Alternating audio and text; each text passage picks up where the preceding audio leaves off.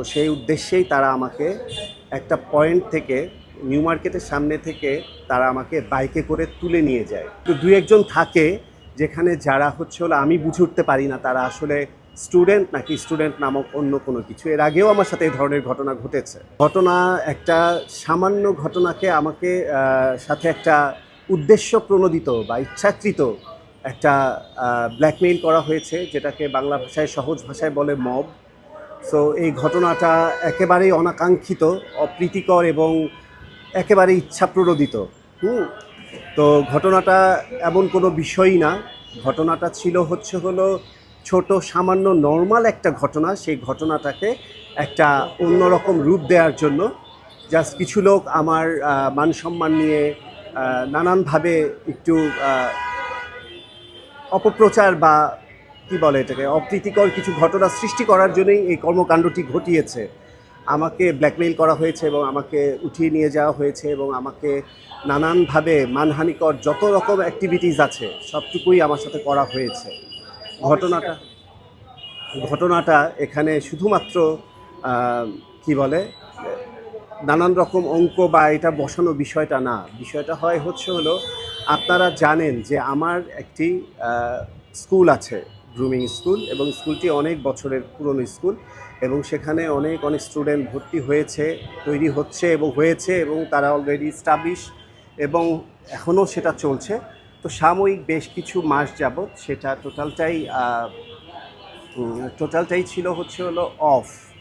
টোটালটাই ছিল অফ। কেন অফ ছিল? কারণ আমি অন্যান্য প্রোগ্রাম এবং অ্যাক্টিভিটিস নিয়ে আপনারা জানেন যে আমি খুব ব্যস্ত ছিলাম এবং সামনে ছিল রোজা, রমজানের জন্য কোনো স্টুডেন্ট ক্লাস করে না। সো সব কিছু মিলিয়েই আমি একটা দীর্ঘ সময়ের একটা বিরতি নিয়েছিলাম। প্রায় ৩-৪ মাস হবে এটার একটা বিরতি নিয়েছি। সো সেই বিরতির জায়গা থেকে আমার একটা এই ঘটনাটা যে আমি এখন যে ঈদের পর যে এখন পরবর্তীকালীন যে সময়টা, সেই সময়টা এই মুহূর্তে এসে আমি আমার পুনরায় আমার স্কুল ক্লাস এবং যথারীতি যা যা অ্যাক্টিভিটিসগুলোকে আবার চালু করব। এভাবে করেই আমি আমার সমস্ত প্ল্যান ডিজাইন করেছি। তো ইন দ্য মিন টাইম ওখানে তো সবাই আসলে যারা ভর্তি হয়ে থাকে, ভর্তি হয়, যারা আসলে স্টুডেন্ট বা ওবিডিয়েন্ট তারা সবাই অপেক্ষা করে।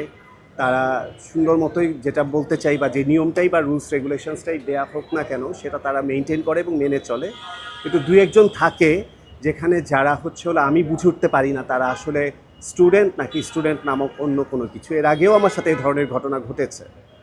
তো যাই হোক, তো সেরকমই একজন স্টুডেন্ট আমাকে আজকে ট্র্যাপে ফেলে অন্যভাবে একজনকে দিয়ে ফোন করিয়ে আমাকে নিয়ে সেই যে ভর্তি ফিস মাত্র 30,000 টাকায়, যেটা আমার কাছে চাইলেই সে আমার কাছে পেয়ে যায়। বাস তাকে বলা হয়েছে যে ক্লাস কন্টিনিউ করো, তুমি সেই ক্লাসের সাথে সাথে তোমার সব কিছুই যে অপেক্ষার যে ব্যাপারটা সেটা তোমার কেটে যাবে, আমি আছি, টেনশনের কিছু নাই। তখন শুরু করতে পারিনি, শুরু করব। তো সেটাকে সে ধৈর্য ধারণ না করে বরং উল্টা প্ল্যান করেছে কিভাবে মব করা যায়, কিভাবে আমাকে একটা হেনস্থা করা যায়, কিভাবে আমাকে একটা বিপদে ফেলে আমার সাথে কাছ থেকে নানানভাবে আমার সুনাম নষ্ট করা যায়, কিংবা টাকা কথা বাড়িয়ে বলে আমাকে কিভাবে ছোট করা যায়। তো সেই উদ্দেশ্যেই তারা আমাকে একটা পয়েন্ট থেকে নিউ মার্কেটের সামনে থেকে তারা আমাকে বাইকে করে তুলে নিয়ে যায় এবং তারা কন্টিনিউয়াসলি আমাকে লাইভ করার বা নানান রকমভাবে ভিডিও করার ভয় দেখাতে থাকে। প্রায় আনুমানিক 10 থেকে 12 জন হবে। তো এমন একটা ঘটনার মধ্যে আমি পড়ে যাই, আমি বুঝে উঠতে পারছিলাম না। হ্যাঁ, তারা খুঁজতে থাকে যে কোথায় নিয়ে যাবে, নানান রকম জায়গার কথা তারা বারবারই ওরা বাইক থেকে বাইকে আলাপ আলোচনা করতে থাকে কোথায় নিয়ে যাওয়া যায়। ভাবতে তারা অবশেষে ঢাকা ভার্সিটির কার্জন হলে নিয়ে গিয়ে তারা আমাকে নিয়ে ঢোকায় এবং ঢোকানোর পর তারা সেখানেও নানান রকম সিন ক্রিয়েট করে। কিন্তু তবে এতটুকু যে তারা আমাকে এতটুকুও মানে অসম্মানজনক, যেটাকে বলে গায়ে হাত তোলা কিংবা ওটা করে নাই, কিন্তু তারা আমার কাছ থেকে টাকা নিবে। টাকা নেওয়ার জন্য টাকার অঙ্কটা তারা বাড়িয়ে দেয়। টাকার অঙ্কটা তারা দ্বিগুণ বাড়িয়ে বলে এক একজন এক এক রকম টাকার কথা বলে আমাকে, তখন তো আমার আর বলার কোনো অপশন নাই, আমি তো আর কোনো কিছু বলতে পারছি না। তো সেই মুহূর্তে আমি কি করব কিছুই বুঝে উঠতে পারছিলাম না। তারা বলছে, তাদের কাছে আমি এটাও বলেছি তাদের কাছে আমি এটাও বলেছি যে আপনারা তোমরা যারা এরকম করছো তোমাদের কি চাও পা আমি তোমাদের সাথে বসে কথা বলি, তোমরা কি বলতে চাচ্ছ, বা আমি সময়ও চেয়েছি যে তোমরা আমার কাছ থেকে সময় নাও, সময় নিয়ে শুনো আমি কি বলতে চাই, আমি তোমাদেরকে সমাধান দিচ্ছি। না তাদের এখনই লাগবে, তখন তারা টাকার অ্যামাউন্ট বাড়িয়ে দিয়ে তারা আমার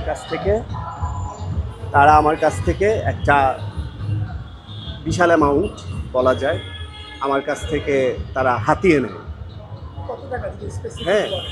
স্পেসিফিক ছিল একটা বিষয়, যদি স্কুলের কথাই হয়, সে যদি স্টুডেন্টই হয়, সে আমার কাছ থেকে পাবে হচ্ছিল মাত্র 30,000 টাকা। হ্যাঁ, কিন্তু সেখানে সে আমার কাছে যদি সে ভর্তি হয়, যতক্ষণ না পর্যন্ত ক্লাস না হয় বা কোনো কিছু না হয়, সেক্ষেত্রে তো সেটার আসলে কোনো রকম কোনো রিফান্ডও হয় না। এটা তো স্কুলের একটা নিয়ম আছে, সিস্টেম আছে।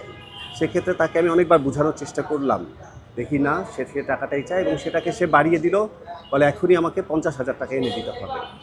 এবং যথারীতি তারা যত রকমের মানে কি বলে ভয়ভীতি প্রদর্শন যাকে বলে, তারা সেই প্রদর্শন করলো এবং আমাকে নানানভাবে আটকে রেখে ভিডিও করার ভয় দেখিয়ে, শুধুমাত্র এই ভিডিওগুলো করার ভয় দেখিয়ে আমাকে তখন মুখের থেকে স্বীকারোক্তি নেয়ালো। ভয়ের মুখে এখন আসলে আমি তো খুবই ভদ্র মানুষ, এখন আমি তো আসলে বুঝে উঠতে পারছিলাম না যে আসলে আমি কী করবো, এটা আমার সাথে কী ঘটছে, কেন ঘটছে, ঘটনাটা তো এরকম হবার কথা না, আমার সাথে এটা কেন ঘটছে বা কি ঘটছে, মানে কে করাচ্ছে বা কোথা থেকে ঘটনাটার সূত্রপাত বা কি হচ্ছে না হচ্ছে। তো সেই জায়গাটা থেকেই তারা আমাকে খুবই প্রেশারাইজ করছিল এবং নানানভাবে আমাকে ভয়ভীতি দেখাচ্ছিল, এটা করবে সেটা করবে, ভিডিও করছিল এবং ভিডিও নিয়েও তারা আমার সাথে অনেক রকমের ঠাট্টা মস্করা, যেটা করা বলে আর কি, মোবের মধ্যে যা ঘটে আর কি, হ্যাঁ, সেগুলো করছিল। তো আমার কথা হচ্ছে দেন আমি কোনো না কোনোভাবে আমার আপনজনের কাছে ওই মুহূর্তে আমি প্রস্তুত ছিলাম না তাদের সেটা দেওয়ার। তো সেটার জন্য তো আমাকে অ্যাটলিস্ট আমাকে একটা জায়গায় যেতে হবে, বাসায় যেতে হবে, দেন আমাকে একটা সলিউশন করতে হবে, রাইট? তো সেটাও তারা করতে দিচ্ছিল না। তখন আমি আমার এক আপনজনকে ফোন দেই, ফোন দেওয়ার পরে তাদেরকে তার মাধ্যমে, তার সহযোগিতায়, তার কি বলে সাহায্যে বা তার উপকারে আমি জিনিসটাকে সলভ করি, তাদেরকে টাকাটা দিয়ে দেই। টাকাটা দিয়ে দেওয়ার পরেও তারা সেই ভিডিওগুলো ছাড়ে এবং তারা উল্লাস করে, এক পর্যায়ে উল্লাস করতে থাকে, মানে বেশ করতে থাকে। তারপরে তারা বলে যে আপনি এখন সোজা চলে যান, নয়তো আমরা আপনার কাছ থেকে আরও পয়সা খাবো।